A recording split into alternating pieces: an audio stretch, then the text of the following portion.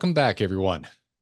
Up next, representatives from several SBIR and STTR agencies will provide important information on funding and technology transfer mechanisms within their respective organizations. I've been asked to kindly remind all of our esteemed presenters of our time framework today. In the spirit of ensuring that every voice is heard and every topic receives its spotlight, we're implementing a 5-minute limit for each presentation. Now, allow me to introduce our first presenter, Tammy Neville, Program Specialist with the USDA SBIR STTR programs, to start us off. Tammy, the floor is yours. Thank you, Garrett. I am here representing the USDA SBIR STTR programs. Next slide, please. This is the USDA non-discrimination statement. There's a lot here. We're just going to say, in essence of time, that USDA is the equal opportunity provider, employer, and lender. Next slide. To get us thinking about agriculture with a really big A that's really all-encompassing, I have here a small sampling of technology areas that have been funded by USDA, SBIR, or STTR. Next slide. In one of our 10 very broad topic areas.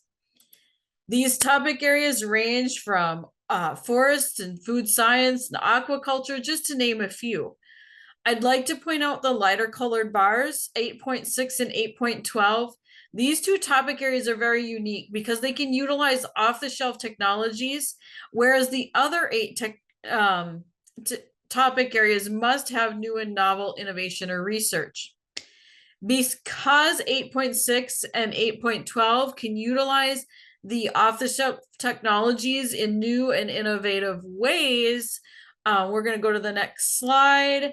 They are funded at the lower $125,000 award value, and the other 8 topic areas are funded at the higher $175,000 for phase 1. In phase 1, the duration of SBIR is 8 months and STTR is 12 months. And when we move to phase 2, we see that all topic areas and both programs are funded at the same $600,000 level with the same 24-month duration. Next slide, please. Some of the features of the USDA SBIR program include that the ideas are investigator initiated. Therefore, USDA is not typically going to be the end user of your product. The awards are based on scientific or technical merit, the PI and company qualifications, as well as the commercial potential of the innovation. We do allow subcontracting to universities and federal labs. In fact, subcontracting is a requirement of the STTR program. And we do have an allowance for technical and business assistance that is on top of the maximum award amount. Next slide. I'm going to focus briefly on phase 1 timeline, where we typically see the RFA released in July and with a proposal deadline in the early fall. The reviews and notifications occur during the winter months, and the project start dates are for July of the following year. These are competitive programs with approximately 15% success rate. For USDA, phase 2 is only open for phase 1 awardees, and RFAs are typically released in December with award start dates the following December. There is a smaller applicant pool because they are restricted to phase 1 awardees only. So we see a higher 50% success rate in phase 2. Next slide. In my last bit of time, I'm just going to provide a couple comments, some advice, provide a vision of where you see your innovation in the future, sell the importance of that innovation and how it aligns with the USDA priorities that are stated in the RFA, provide a detailed experimental plan, provide insight into the commercial potential of your innovation, and take time to show how your innovation connects within a community, and maybe think outside of the box of your local community But at the end of the day, the most important message I can deliver for success is to read the request for applications. What are the documents we're looking for? What format are we asking for it in? And don't forget, for USDA, all attachments need to be in a PDF format. And with that, my last slide is just a reminder that I am Tammy Neville with USDA, and I look forward to talking to you about our programs in our virtual booth. Thank you.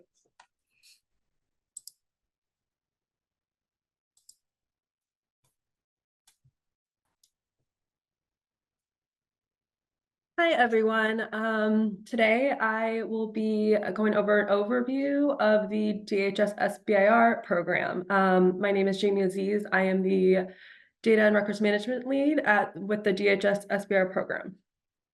The next slide. So first, I wanted to provide a quick overview of DHS. So 20 years ago, DHS was formed following 9/11 and has evolved into the third largest cabinet agency with over 250 professionals carrying out our mission through more than 20 component agencies. So our mission areas are to counter terrorism and homeland security threats, secure cyberspace and critical infrastructure, strengthen preparedness and resilience, secure U.S. borders and approaches, preserve and uphold the nation's prosperity and economic security. Next slide. So the DHS SBIR program releases its annual solicitation, and it consists of topics that address the specific priority needs of our DHS components. So on this list, or on this slide, you'll see a list of our operational components, including FEMA, CBP, Coast Guard, TSA, ICE, Secret Service, CISA, CWMD, and also first responders. Next slide.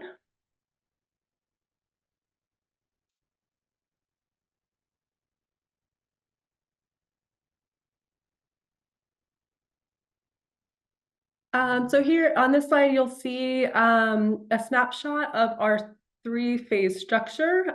So our annual SBIR budget is approximately 16 to 20 million. Our phase ones are now up to 175,000 for 5 months. And our phase twos are now up to 1.5 million for 24 months. And we recently did announce our pre-solicitation. Actually, mid-November, it was announced, and it is out right now and closes end of this week. And then our solicitation period will open. So if you haven't seen our pre-solicitation yet, I encourage everyone to go to the DHS SBIR homepage and check it out. So next slide. The DHS SBIR program offers our awardees a few opportunities. So we have our I-Corps program, which is a 6-week commercialization bootcamp managed by the National Science Foundation. And this is where businesses learn their customer base needs. DHS funds a limited number of SBIR awardees to participate every year. So typically we'll fund approximately 5 awardees to participate. We also have our Commercialization Assistance Marketplace program. This is offered to all phase 2 awardees and assesses the needs to help companies move forward towards successful commercialization. The program provides support such as market research and strategic planning.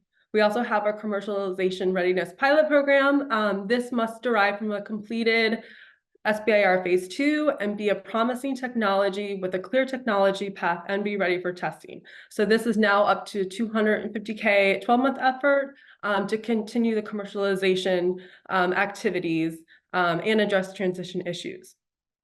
We also have our other agency technology solutions where DHS awards subsequent phase 2s from other federal agencies phase 1 or a phase 2.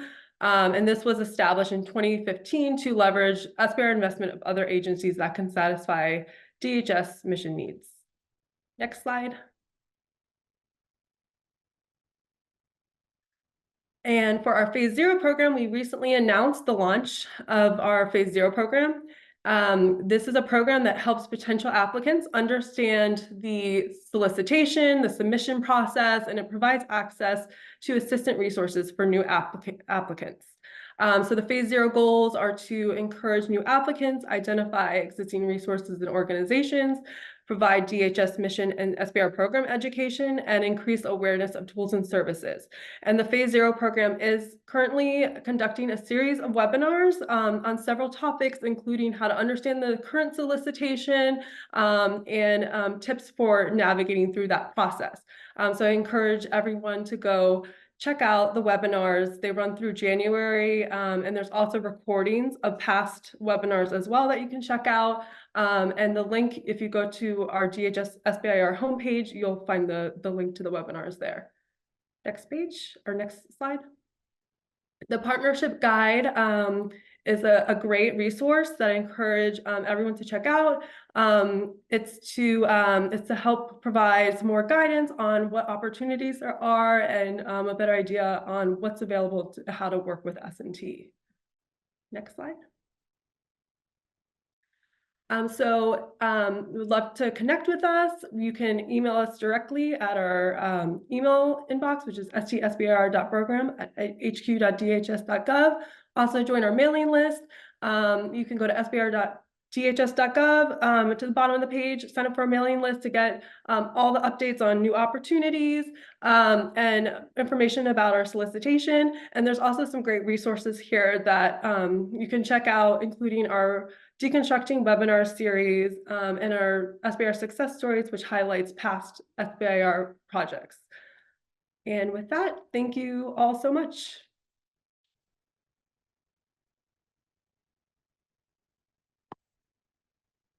Hi, everybody. I'm Tammy Taylor, and I'm a contracting officer working on the SBIR program at the Department of Transportation. I've been doing that for approximately 7 years now. I do have an extensive background in federal government, though, most at DoD. Next. So here is some information you can see, overall program. We award approximately $10 million annually in contracts. That includes our phase 1s, phase 2s, and we do participate with phase 2Bs. And that is, so that's the entire program on that budget. And our mission, as you can see here, is to deliver the world's leading transportation system, serving the American people and economy through the safe, efficient, sustainable, and equitable movement of people and goods. Next. And this bubble is just to show you that we have such a vast area and broadness of topics in our SBIR program. We have what we call at the Department of Transportation operating administrations, and we have 8 different OAs that participate in the SBIR program. And you can see that goes from everywhere from, of course, traffic and safety and pipeline, the FAA, Federal Aviation Administration. It does also participate on a voluntary basis. Next slide. And here again, as I had said on the first slide, our annual budget is approximately $10 million. As a rule, and you'll see later in my slides that you can go to our website and there's an abundance of information there. But we do have approximately 10 topics a year. That could go up or down, but that's on an average. And our current process is for phase 1s that can be awarded up to $200,000. Sometimes there's a lesser value, but that would be communicated in our solicitation. Then our phase 2s can be anywhere up to $1.5 million now, and that it would be the same with our phase 2Bs. Our solicitation number of awards, as a rule, again, this is not an exact science, but you can get this information right on our website that we award 1 phase 1 per topic. And it can be more. We've done 2, and I think the most has been 3 on a given topic. So that range is, you can usually figure that at least if there's 10 topics, we're doing at least 10 phase 1 awards. And then from there, you can see the percentage that go to phase 2 is, 50 to 60%. And then actually, if we go past that onto a phase 2B, it can be, 25 to actually 40%. We've been doing a little bit more 2Bs recently.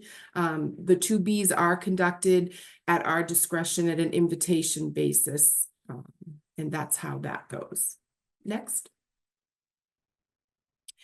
As a rule, we do one solicitation per year. Our timeline is normally in the January, February time where it'll be released. That includes the pre-solicitation that is open for about a month, and then the solicitation process that'll open after the pre-solicitation ends. Again, you'll see this later in the slide, but on our website, there is a way to sign up for notices. So if you're interested in the Department of Transportation and its mission and topics, you can obtain information that we'll send with mass emails that we send out to everybody as things are done. You can also check, of course, on SAM, but this is just a more direct link, particularly to DOT. As you can see in this last bullet, we do not award grants in our SBIR program. We strictly do contracts at the DOT SBIR. And we also don't accept unsolicited proposals under SBIR. Next. So here is some information on our website here. You can see volpe.gov/SBIR. And there, like I said, there's an abundance of information in there, but one thing I think is very interesting to look at if you are interested in seeing who's been getting our awards and a synopsis of the type of work that we've been doing, that's all available. I think it goes back to 2011 that you can look at our past solicitations and awardees that we've made. And then, of course, as I had mentioned, sam.gov, once the solicitation as well as the pre-solicitation will be advertised through there. And at the same time, after that's done, we do that release of everybody that's on has been identified on our website of wanting interest, direct emails on our different things that are going on in our program. And when we do get the offers on the phase 1 or phase 2s, everything is done through a secured website. That's the only way that you can submit against our solicitation. Everything's automated now, so there's no getting a hard copy or sending it directly through email. You do have to use our specific secured site. And we have been currently the past maybe 3 to 4 years using a pitch day process for phase 1s. Again, that's something that's done at our discretion as to who participates in that. Next. This is just quickly to say some things that you can really do to make a strong proposal. Of course, the most important thing I can't stress enough is to clearly read the solicitation and see what is required. That's the number one thing. Follow the directions that are in the solicitation. I'm going to say they are lengthy, but they're clear, plain language, and that is the best way to make sure that you are considered to go on for an award.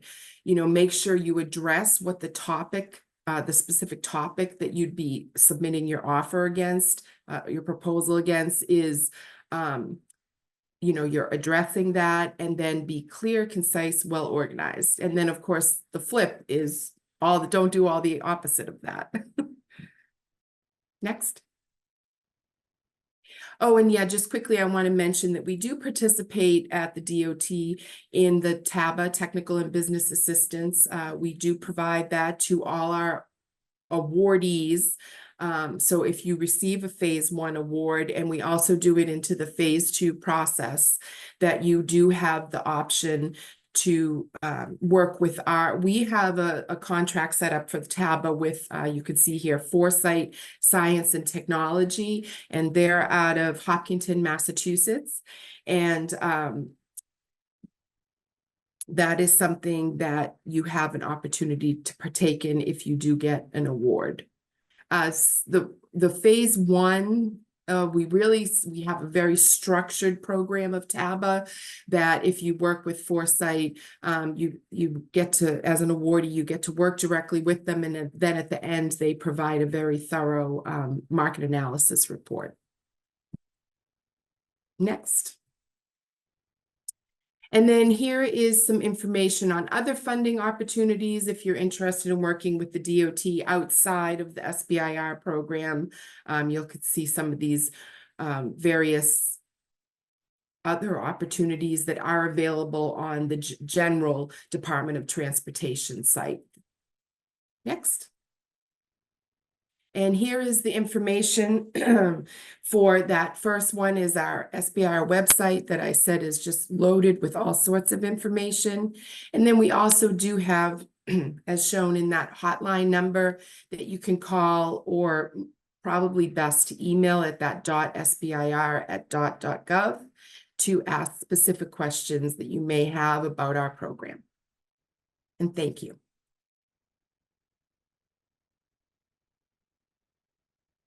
All right. Hi, everybody. I'm Eileen Chant. I'm the Outreach Program Manager for DOE, SBIR, STTR programs. I'm the person at the programs office that can help you understand our application process. So please come visit me in the booth. I will be there for an hour and a half or so after this session.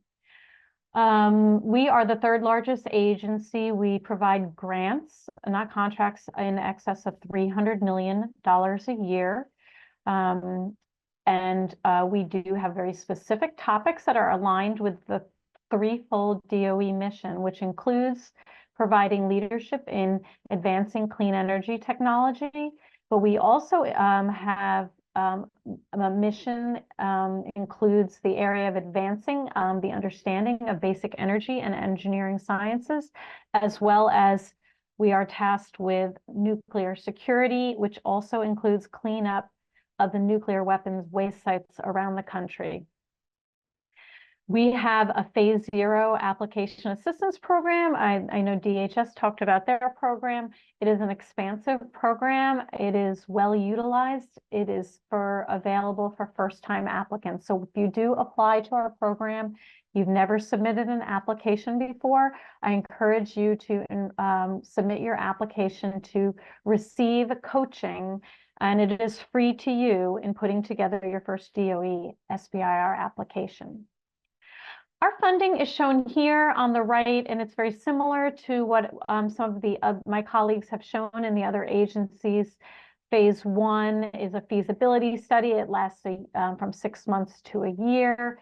The maximum award is topic dependent. It is typically $200,000 or $250,000. We do give about 300 to 400 awards per year. The success rate is approximately 20%. If your feasibility study works out well, you will want to submit a Phase 2 application, which focuses on demonstration of your technology. And you can see from this graph here that we offer the second Phase 2 awards and the third Phase 2 awards as opportunities as well.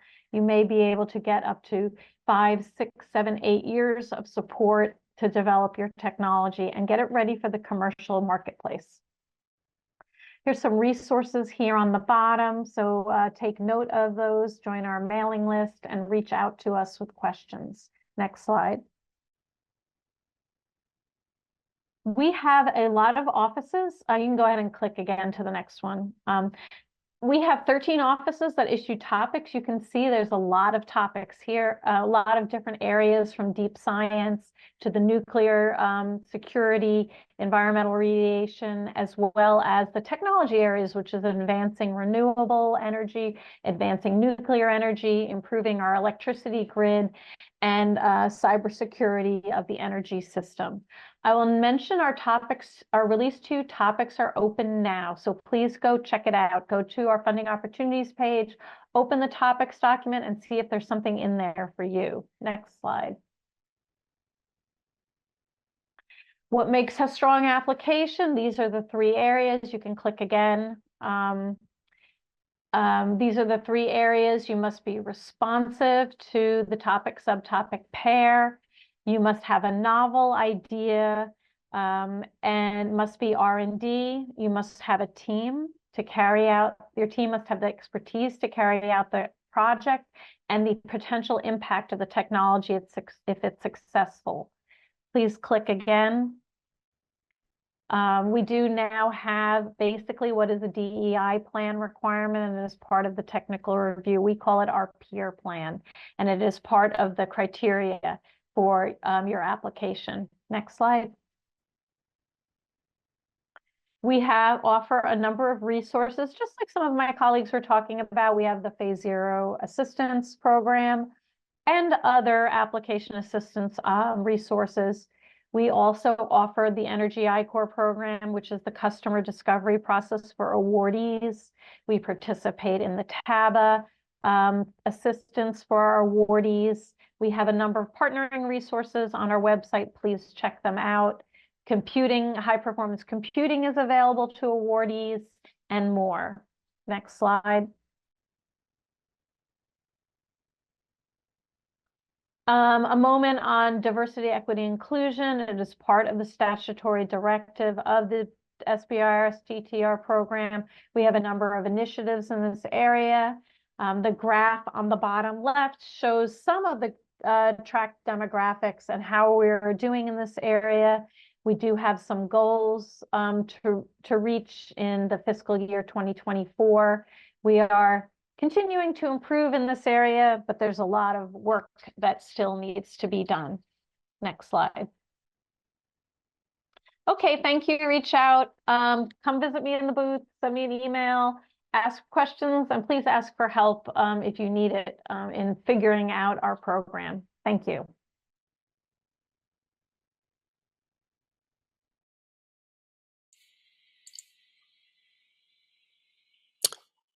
Hey, everybody.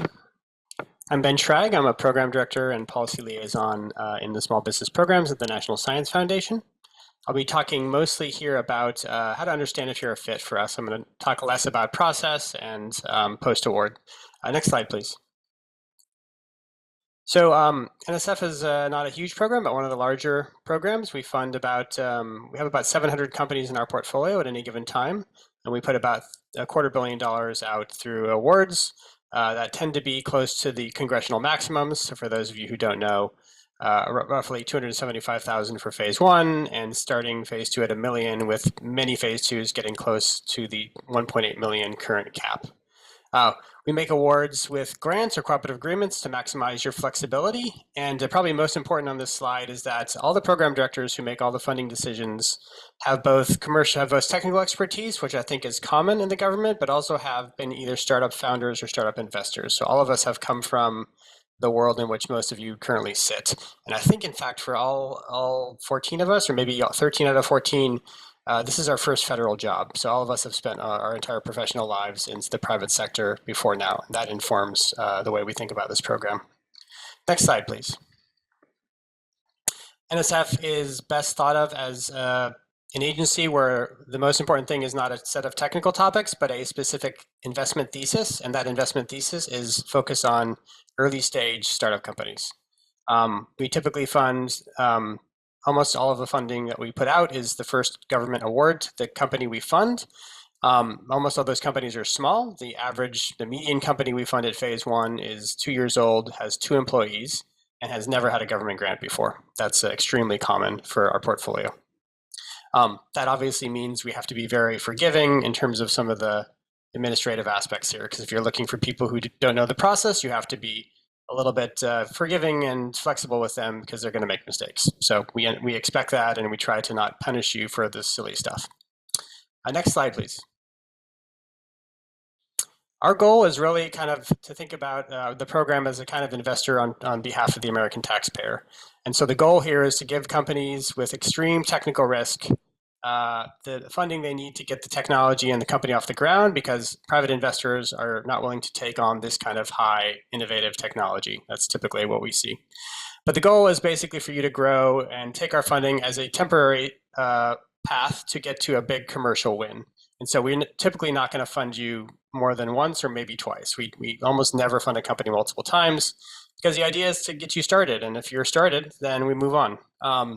This is a selection of kind of news items from our portfolio over a 6-month period. It's a little bit out of date, but basically our portfolio companies have extremely strong commercial outcomes. They raise about $2.5 to $3 billion in private capital every year, meaning that they're raising $10 of follow-on funding from the private sector for every dollar that we put in. Next slide, please. Most important, I think, for slide here is basically to understand whether you're a good fit. We're really looking for companies that have research and development as the absolute key to unlock a commercial opportunity. It has to be a critical path for your commercialization. We're not looking for you to do R&D because it's interesting or fun for you. Hopefully it is interesting and fun for you, but that's not the goal. We're hoping that R&D is going to create a huge advantage for your company, which is based on the existence of a unique innovation that is going to create competitive advantage and a barrier to entry for your competitors. And our goal is for you to take that and as soon as possible aggressively commercialize, meaning you'll get a grant or two and then you're going to move on to doing other things. And so if your goal is to do research forever as a company, that's not the model that we're looking for. And finally, as you've heard from other folks, we're extremely invested in making sure that you have an understanding of your market and customer, because a lot of technical folks don't do that, and because that's the biggest reason that our companies fail, is not that the technology doesn't work, but that they don't understand, and there's not a need in the market that is important enough for anybody to pay you for what you're doing. Next slide, please. Things not to worry about. I know some agencies probably have already told you that these are very important to them. These are really not that important to us, again, because they're not that important in terms of making a decision. I mean, we'll have to fix some of these issues, but they're not the core issue about whether we want to invest in your company. And so I would not worry about any of them. I'm not going to go through them because I don't have a lot of time. Next slide, please. Okay, if you think that you might be a good fit, we have a quick way to decide. It's called the project pitch. It's submitted on the website at the top of my slide here. It is something that you can submit anytime. We turn it around in a couple of weeks typically, and we'll tell you, yes, you're invited to submit a full proposal with feedback, or you're not invited, and here's why we think you're not a good fit for the program. This is the best way to know, formally whether you think you fit into what we're looking for. And we also have full proposal windows open more or less all the time with multiple submission windows per year that you can aim for. Next slide, please. That's my contact information. Please let me know if you want to chat. I am Adam Sorkin, the Small Business Policy Manager for the NIH Seed Office, and I'm here today to speak about the Health and Human Services, also known as HHS, small business programs. Next slide. And so the HHS mission is to enhance the health and well-being of all Americans, and the small business program supports this mission by helping to get great innovations into the hands of the patients, clinicians, caregivers, and researchers who need them. Within HHS, NIH, ARPA-H, CDC, FDA, and ACL all have SBIR programs. In addition, NIH and ARPA-H have STTR programs. Next slide. Our small business programs are one of the largest sources of early stage capital for life sciences in the US, investing over $1.3 billion each year. And unlike many other agencies, HHS generally is not the final purchaser of products and services developed through our small business programs. However, our recipients are able to leverage government funding to attract partners and investors needed to take their innovation to the market. Next slide.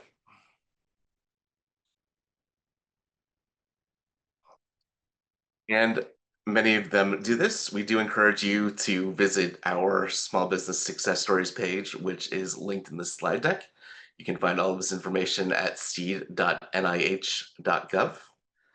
Next slide. But one of the hallmarks of our program is our flexibility. At NIH, we have multiple ways to enter our program, be it a standard phase 1 application, a combined phase 1, phase 2 fast-tracked application, or the direct to phase 2 program for those companies that have already established feasibility using other funding. We have programs to help bridge the gap between our phase 2 support and linking up with that partner, investor, or entering the marketplace yourself. We also have a fair amount of flexibility regarding the budget for our funding programs. as NIH, CDC, and ARPA-H have a waiver from the SBA to exceed the program guidelines for a select list of topics, which is publicly available at our website. Next slide. And carrying forward that flexibility, the vast majority of our funding goes to investigator-initiated grant applications submitted through our omnibus solicitations, which are open through 3 standard receipt dates per year. You can read more about this on our website, but we welcome top proposals on any topic of interest to NIH through these solicitations. Next slide.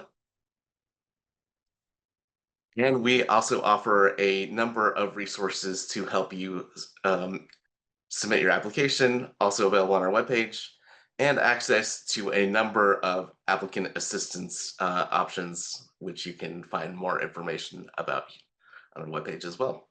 Thank you. Next slide. And NIH also wants our companies to succeed and offer technical and business assistance, or TABA, through a number of different options. Both phase 1 and phase 2 awardees are welcome to request funding to source their own vendors to provide TABA support.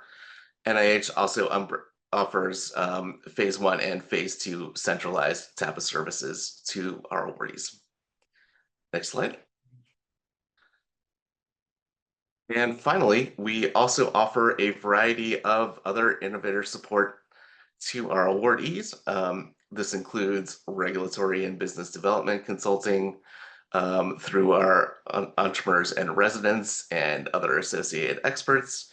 A number of entrepreneurial support programs like the I-Corps program that you've heard about through a number of the other speakers here today, the Concept to Clinic C3I program, as well as a number of administrative supplement programs to support addition of candidates to your SBIR projects.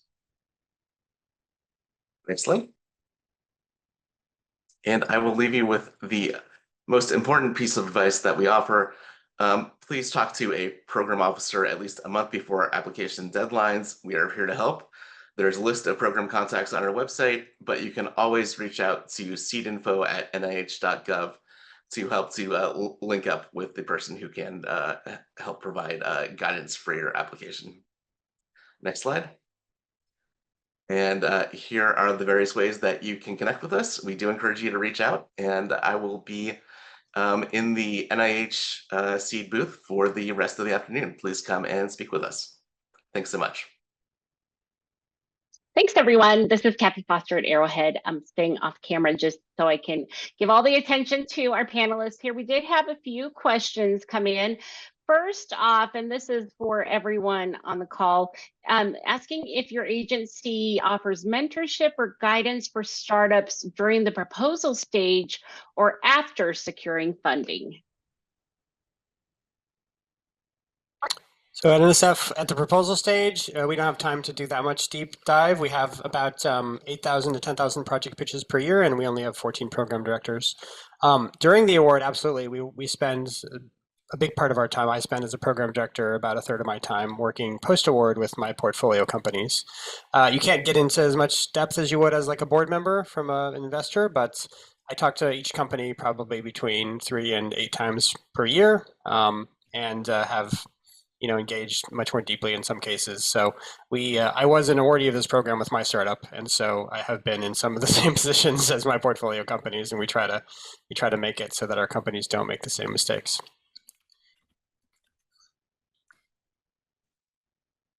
And so, as I mentioned at NIH, we do offer a fair amount of pre-award guidance. We have a number of pre-award proposal development services, mostly through our applicant assistance programs. And everybody is encouraged to reach out and talk to a program officer or subject matter expert at the NIH, CDC, or other institute or center that within HHS that you might be applying to at least get some guidance and understand the lay of the land. Yeah, and I went over some of the application assistance information for DOE. The Phase 0 program, you get a coach, it's free to you to help you put together your application. We do a lot of webinars because we have a solicitation cycle, which is open now. And the applications, the letters of intent are due January 3rd, applications February 21st. We have about 7 to 9 webinars where you can jump on a call and ask us any questions as well, and a number of other resources on our website for applicants. And we offer a number of awardee programs as well too, which are shown on my slide and include the I-Core program, the TABA, the partnering resources, and also our PI meetings have a good amount of information on how to get the kind of help you need to support your innovation. For USDA, we do not have a formal program like some of the other agencies do. We do host a technical assistance webinar after the request for applications or solicitation is published and open for applications. And we do have a few other resources available that for webinars that we've held in the past that we will hopefully hold again this year, that are for understanding the RFA and learning how to have a successful application. But those are scheduled and advertised on the USDA National Institute of Food and Agriculture events website.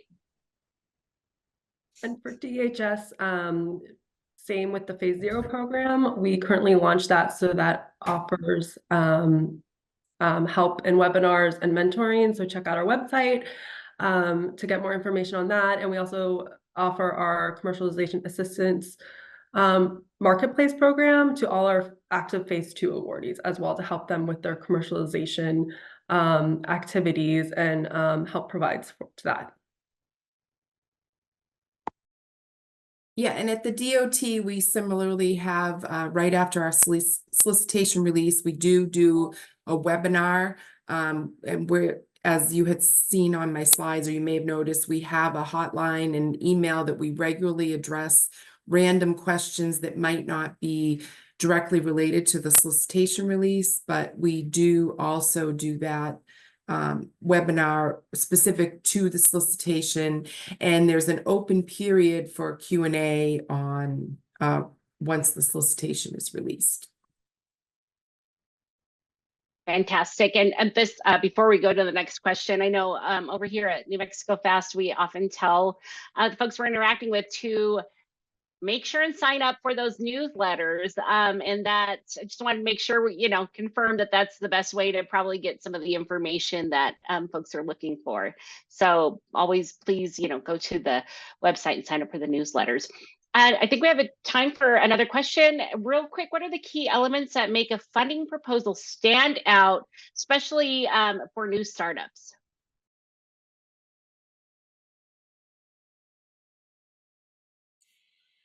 Okay, I'll go again. This is Schrag Group. For NSF, being a startup that's new to the process is an element that makes your proposal stand out. That's kind of what we're looking for. But more broadly, I think for us at NSF, really having done your commercial homework, having done homework on non-technical things to help build your company and help de-risk things that are non-technical risks to your company. So most importantly, talking to customers, but just broadly, just having founders who feel like they're willing to go and take that initiative to start building the non-technical parts of their company, because that indicates initiative and indicates that you're not all consumed by technology, which is the fatal flaw for many scientist and engineer-led businesses.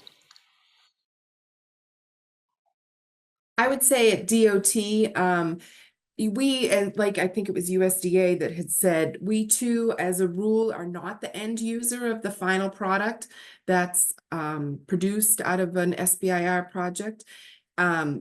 But I think we do have very specific topics. They're very concentrated. So I think an important part for success with us is to make sure that you really look at what the topic's requesting and what they're looking for, whether, whatever operating administrative, like if it's federal highway. And I think this past year we had one on stormwater, and what is that we're specifically wanting you to address, and making sure that that is what you put in. And I also think an important part is something innovative. You know, it has to be clearly articulated what you're answering, but I think if you can give something that maybe the government was like, hey, that might work, you know, as long as you're addressing the topic, it's definitely worth the investment, and certainly on a phase one to see if something might work, if it's something that we haven't thought of.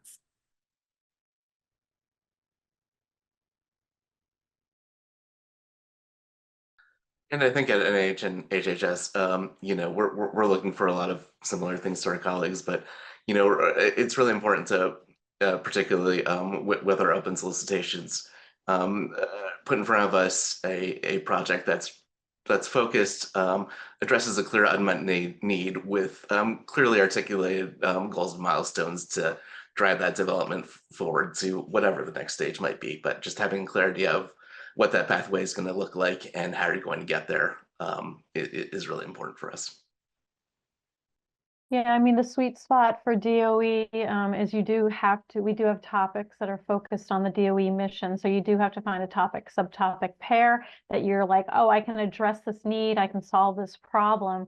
But you do have to understand the marketplace. I mean, you do have to figure out where you're going to sell your invention when the SBIR dollars run out, because the DOE is very unlikely to be your customer at the end of the day.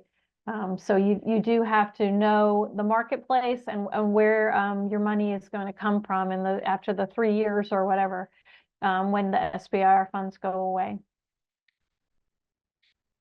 And I think everyone else has pretty much hit on it, but I agree there has to be that commercial potential in there, you know, who's going to be using it, and of course that innovative factor. And for DHS, it's does it address all the requirements that are outlined in our topics? So we have specific topics that we release each year in our solicitation. So depending on which topic it is, does that propose R&D research address, you know, what is being asked for in the topic? For USDA, we're going to use a peer review panel to evaluate the applications, and each peer review panel has kind of its own unique aspects depending on who is recruited for the panel. But we include in the request for applications the evaluation criteria that the peer review panel will be using to assess all of the applications. And so those are key to look at prior to submitting your application. They're there for your use.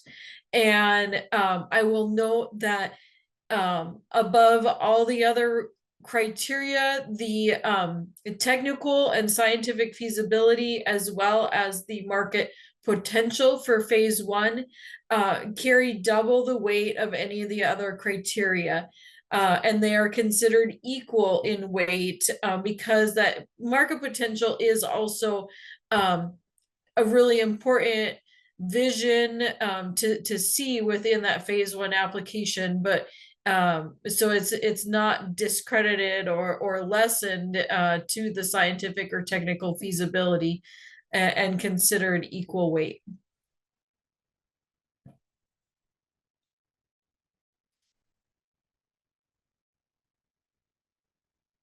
Well, thank you, everybody. I believe we are at time. Again, a lot of great information here from all of the agencies. Thank you all for sharing your insights with us. And to everyone watching, again, I want to remind you, make sure to go and connect with everyone here in the expo hall. We have another panel coming up at 1:30. We're going to be right back here with our panel that explores the mind of the evaluator. So see you soon.